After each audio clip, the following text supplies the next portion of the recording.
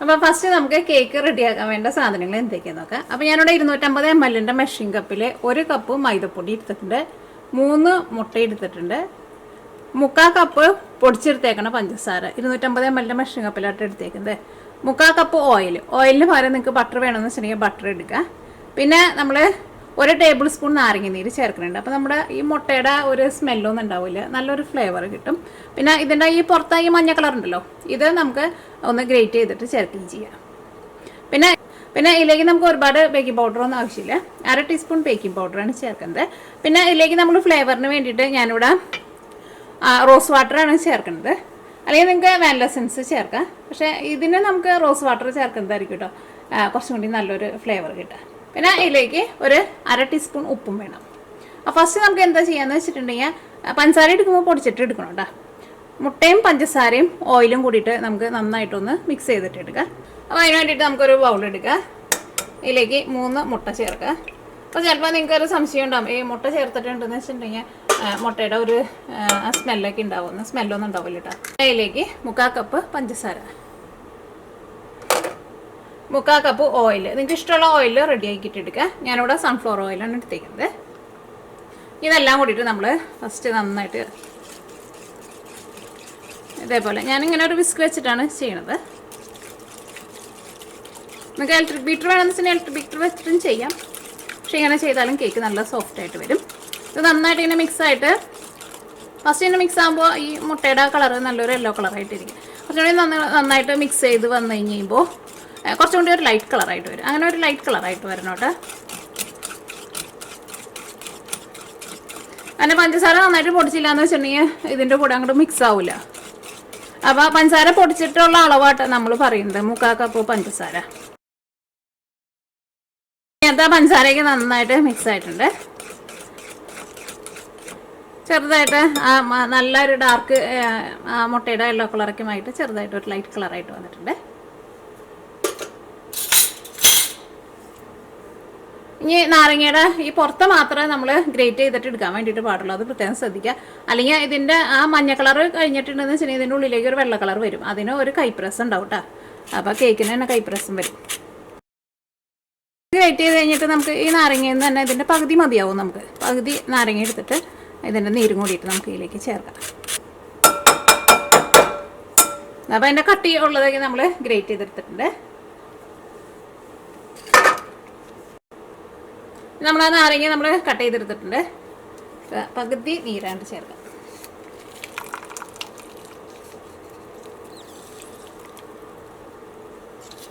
ഇത് നമുക്ക് ഒന്നും കൂടി ഒന്ന് മിക്സ് ചെയ്യാം. ഇത് കുറച്ചും കൂടി ഒന്ന് നന്നായിട്ടൊന്ന് സ്മൂത്തായിട്ട് വരും. അങ്ങനെ ചെയ്യുമ്പോൾ തന്നെ ആ മുട്ടയുടെ ആ സ്മെല്ലൊന്നും ഉണ്ടാവില്ല. നമ്മൾ ചേർക്കുന്നത് 1 ടീസ്പൂൺ റോസ് വാട്ടറാണ് ചേർക്കുന്നത്. ഞാനിവിടെ ഡാബറിൻ്റെ ആയിട്ട് എടുത്തേക്കുന്നത്, ഇതിന് നല്ലൊരു സ്മെല്ലുണ്ട്.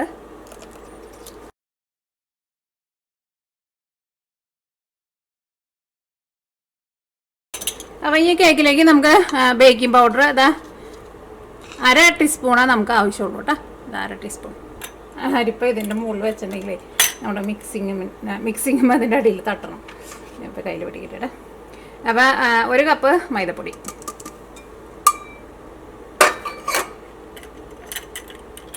1/2 ടീസ്പൂൺ ബേക്കിംഗ് പൗഡർ, ബേക്കിംഗ് സോഡയല്ല ചേർക്കുന്നത്, ബേക്കിംഗ് പൗഡർ. ഇനി ഇതെല്ലാം കൂടിയിട്ട് അരിപ്പയിലിട്ടിട്ട് മിക്സ് ചെയ്തിട്ട് നമുക്ക് ഇതിലേക്ക് ചേർക്കാം. കാരണം നമ്മൾ മുട്ട ഇതിലേക്ക് കൂടുതൽ ചേർത്തിട്ടില്ല, അപ്പോൾ അതുകൊണ്ട് തന്നെ ബേക്കിംഗ് പൗഡർ നമുക്ക് വളരെ കുറച്ച് ചേർത്താൽ മതി. പിന്നെ മുട്ട കൂടുതൽ ചേർത്തത് കൊണ്ട് തന്നെ നമ്മുടെ ഈ നാരങ്ങ നീരും പിന്നെ നാരങ്ങ സൊറ്റൊക്കെ നമ്മൾ ഇതിലേക്ക് ചേർത്തിട്ടില്ല, അപ്പോൾ അതുകൊണ്ട് തന്നെ ആ മുട്ടയുടെ സ്മെല്ലുണ്ടാവുകയും ചെയ്യില്ല. ഇനി നമ്മളിതെല്ലാം കൂടിയിട്ട് നമ്മൾ മിക്സ് ചെയ്യാൻ വേണ്ടിയിട്ട് പോകട്ടെ. നമുക്ക് കേക്ക് റെഡിയാക്കാൻ വേണ്ടിയിട്ട് വെച്ച് കഴിഞ്ഞിട്ട് ഇതിലേക്കുള്ള മലായി നമുക്ക് റെഡിയാക്കാം. മിക്സ് ചെയ്തിട്ട് എടുക്കുമ്പോൾ പ്രത്യേകം ശ്രദ്ധിക്കണം, എല്ലായിടത്തും നന്നായിട്ട് മിക്സ് ആവണം കേട്ടോ. ചിലപ്പോൾ അല്ലെങ്കിൽ മൈദപ്പൊടി എവിടെയെങ്കിലും കട്ട പോലെ കിടക്കും, ശരിക്കും മിക്സ് ആയില്ലെന്ന് വെച്ചിട്ടുണ്ടെങ്കിൽ. എപ്പോഴും ഇങ്ങനെ മിക്സ് ചെയ്യാൻ വേണ്ടിയിട്ട് ഇതേപോലെ ഇങ്ങനെ ഒരു സ്പാച്ചിൽ വെച്ചിട്ട് ചെയ്യുക, അപ്പോൾ അത് കറക്റ്റ് അങ്ങോട്ട് നന്നായിട്ട് മിക്സ് ആയി കിട്ടുള്ളൂ. അടിയിൽ നിന്നൊന്ന് മിക്സ് ചെയ്ത് നോക്കിക്കോട്ടെ, നോക്കിക്കേ. അപ്പോൾ ഇതെല്ലാം നന്നായിട്ട് മിക്സ് ആയിട്ടുണ്ട്. കുറേ നേരം ഇട്ടിട്ടൊന്നും മിക്സ് ചെയ്യേണ്ട ആവശ്യമില്ല. ഇനി ഇത് നമ്മൾ ബേക്ക് ചെയ്യാൻ വേണ്ടിയിട്ട് നമ്മളൊരു പാത്രത്തിലേക്ക് ഒഴിക്കാം കേട്ടോ. അപ്പോൾ ഞാനിതിവിടെ ഒരു സ്റ്റീൽ പാത്രത്തിൽ വെച്ചിട്ടാണ് നമ്മളിത് ബേക്ക് ചെയ്യാൻ വേണ്ടിയിട്ട് പോകുന്നത്. അല്ലെങ്കിൽ നിങ്ങൾക്ക് ഇഷ്ടമുള്ള കുറച്ച് അങ്ങനെ ഒരുപാട് ഇങ്ങനെ ഹൈറ്റിൽ പോകാത്ത തരത്തിൽ വേണം കേട്ടോ ഇത് ബേക്ക് ചെയ്തിട്ട് എടുക്കാൻ വേണ്ടിയിട്ട്. കാരണം കേക്ക് റെഡി ആയി കഴിഞ്ഞിട്ട് നമുക്ക് ഇതിലേക്ക് മലായും കൂട്ടിയിട്ടൊക്കെ ചേർക്കണമല്ലോ. അപ്പോൾ ഞാനിവിടെ അതാ ഇതേപോലത്തെ ഒരു സ്റ്റീൽ പ്ലേറ്റിൽ വെച്ചിട്ടായിട്ട് നമ്മുടെ കേക്ക് ബേക്ക് ചെയ്യാൻ വേണ്ടിയിട്ട് പോകുന്നത്. ഇതിലേക്ക് കുറച്ച് ഓയിലൊന്ന് ഒഴിച്ച് കൊടുക്കാം. നിങ്ങൾക്ക് ബട്ടർ പേപ്പർ വേണമെന്ന് വെച്ച് കഴിഞ്ഞാൽ ബട്ടർ പേപ്പർ വയ്ക്കുക. ഇതിലേക്ക് നമ്മളിപ്പോൾ ബട്ടർ പേപ്പർ വയ്ക്കുന്നില്ല. ഓയിൽ ഈ പ്ലേറ്റിൻ്റെ സൈഡിലും ഉള്ളിലേക്ക് നന്നായിട്ട് തൂത്ത് കൊടുത്ത് കഴിഞ്ഞിട്ട് ഇതിലേക്ക് നമുക്ക് കുറച്ച് മൈദപ്പൊടി ഇട്ടിട്ട് ഒന്ന് എല്ലായിടത്തും ഒന്ന് ആവണ തരത്തിൽ നമുക്കൊന്ന് ഒന്ന് ഡസ്റ്റ് ചെയ്തിട്ട് എടുക്കാം, ഒന്ന് തട്ടിയിട്ട് എടുക്കാം നമുക്ക്. അതിൻ്റെ പാത്രത്തിൻ്റെ ഈ സൈഡിലും ഉള്ളിലേക്ക് എല്ലായിടത്തും ആവണ പോലെ ഒന്ന് അതേപോലെ നാട്ടിട്ട് ബാക്കി വേണ്ടത് നമുക്കൊന്ന് കൊട്ടിക്കളയണം കേട്ടോ. പിന്നെ ഒന്ന് കൊട്ടിക്കളഞ്ഞിട്ട് വരാം. അപ്പോൾ ഈ ഇതിലേക്ക് നമ്മുടെ കേക്കിൻ്റെ മിക്സിങ് ഒഴിക്കുകയാണ്. കേക്കിൻ്റെ മിക്സിങ് ഇരിക്കണം നോക്കിക്കേ, ഇതേപോലെ ഇങ്ങനെ ഇരിക്കണം കേട്ടോ. നല്ല റിബൺ പോലെ ഇരിക്കണം. കണ്ടോ അത് വീഴണ നോക്കിക്കേ.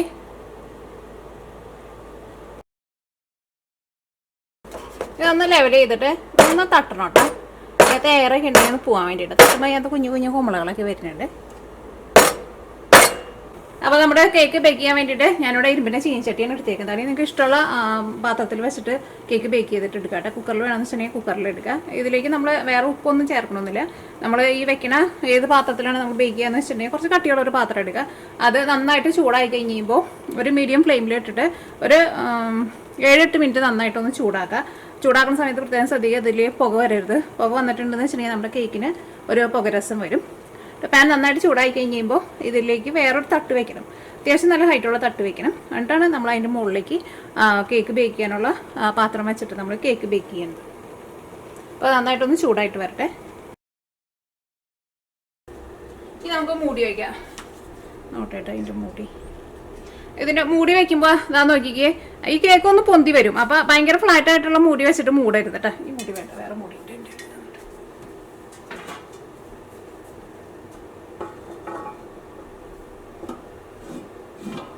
കേക്ക് റെഡി ആയി കഴിയുമ്പോൾ അറിയാട്ടെ എത്ര സമയമാണ് വെച്ചെന്നുള്ളത്.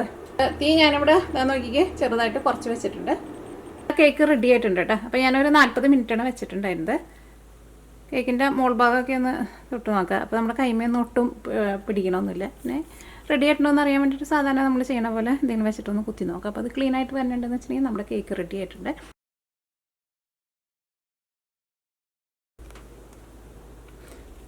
അപ്പോൾ ഈ നമ്മൾ മലായി റെഡിയാക്കാൻ വേണ്ടിയിട്ട് പോകണം. അപ്പോൾ ഞാനിവിടെ 4 കപ്പ് പാൽ എടുത്തിട്ടുണ്ട്. സാധാരണ പാല്, പശുവും പാല്. ഇനി ഇതിലേക്ക് 3/4 കപ്പ് പാൽപ്പൊടി. ഞാൻ അടുത്തത് ചേർക്കുന്നത് പഞ്ചസാരയാണ് ചേർക്കുന്നത്. പഞ്ചസാര ഞാൻ ഇതിലേക്ക് 3/4 കപ്പാണ് ചേർക്കുന്നത്. നമ്മുടെ പാല് അവിടെ ഇരുന്നിട്ട് വറ്റിക്കൊണ്ടിരിക്കട്ടെ. നമ്മൾ കൂടി ഒന്ന് തിക്കായിട്ട് വരണം, ചെറുതായിട്ടൊന്ന് തിക്കായിട്ട് വരണം. ഞാനിവിടെ ഇപ്പുറത്തെ അടുപ്പിൽ കട്ട്ലേറ്റ് ഉണ്ടാക്കാൻ വേണ്ടിയിട്ട് വെച്ചേക്കുന്നത് കേട്ടോ. ഇപ്പോൾ ബീഫ് കട്ട്ലേറ്റ് ആട്ടെ. എനിക്ക് കുറച്ച് കഴിഞ്ഞ് കഴിയുമ്പോഴേ ഇന്ന് നീനയ്ക്ക് ഡെന്റിസ്റ്റിൻ്റെ അപ്പോയിൻമെൻ്റ് ഉണ്ട്. അപ്പോൾ അതിന് പോകുമ്പോൾ അവൾക്ക് കൊടുക്കാമെന്ന് വെച്ചിട്ട്. കാരണം അത് കഴിഞ്ഞ് കഴിഞ്ഞിട്ട് അവൾ പിന്നെ സ്കൂളിൽ കഴിഞ്ഞ് പിന്നെ ബാഡ്മിൻ്റനെ കഴിഞ്ഞ് കഴിഞ്ഞിട്ട് പിന്നെ ഒരു 5:30 ആകുമ്പോൾ വീട്ടിലെത്തുള്ളൂ. രാവിലെ പോയതാണ്. ഇന്ന് പോയപ്പോൾ ഒന്നും കൊണ്ടുപോയില്ല. അപ്പോൾ ഞാൻ വരുമ്പോൾ കട്ട്ലേറ്റ് ഉണ്ടാക്കി കൊണ്ടുവരാമെന്ന് പറഞ്ഞു. ഞാൻ നോക്കിക്കേ, ഇപ്പോൾ നമ്മുടെ പാൽ അത്യാവശ്യം നല്ല തിക്കായി വന്നു തുടങ്ങിയിട്ടുണ്ട്. ഒന്നും കൂടി ഒന്ന് തിക്കായിട്ട് വരണം. അപ്പോൾ അതിന് മുമ്പായിട്ട് ഞാൻ ഇതിലേക്ക് ഏലക്കായ പൊടിച്ചത് ചേർക്കുന്നുണ്ട്. ഞാൻ ഇതിലേക്ക് ഒരു 4 ഏലക്കായ പൊടിച്ചത് ചേർക്കുന്നുണ്ട്. പിന്നെ അതേപോലെ തന്നെ ഇതിലേക്ക് ഒരു നുള്ള് സഫ്രോൺ. അപ്പോൾ സഫ്രോൺ ഇല്ലയെന്ന് വെച്ചിട്ടുണ്ടെങ്കിൽ നിങ്ങൾ ഒരു നുള്ള് മഞ്ഞൾപ്പൊടി ചേർക്കട്ടെ. അപ്പോൾ ഒരു കളർ കിട്ടും.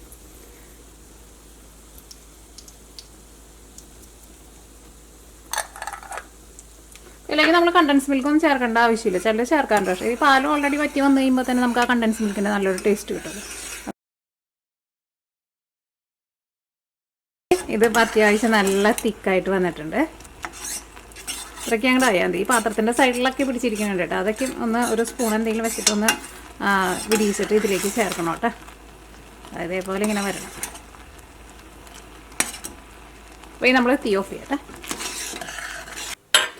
നമ്മുടെ കേക്ക് ഇരുന്നിട്ട് നന്നായിട്ട് ചൂടാറിയിട്ടുണ്ട്. അപ്പോൾ ഈ കേക്കിൻ്റെ മുകളിൽ നിന്ന് ചെറുതായിട്ട് ഞാനൊന്ന് കട്ട് ചെയ്ത് മാറ്റുന്നുണ്ട് കേട്ടോ.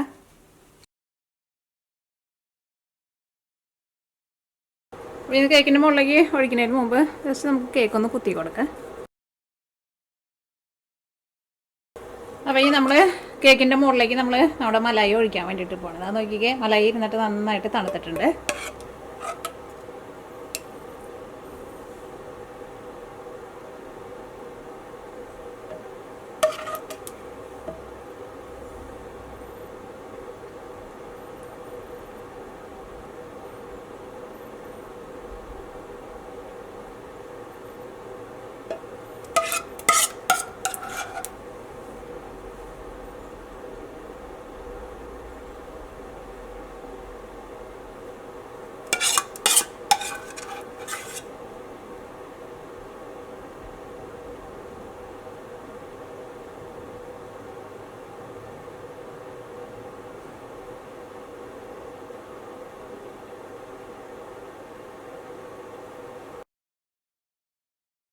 ഇതിൻ്റെ മുകളിലേക്ക് ഞാനിവിടെ കുറച്ച് പിസ്താഷ്യം പിന്നെ കുറച്ച് ബദാമും ഇട്ടിട്ട് ഇത് നമുക്കൊന്ന് ഗാർണിഷ് ചെയ്യാം.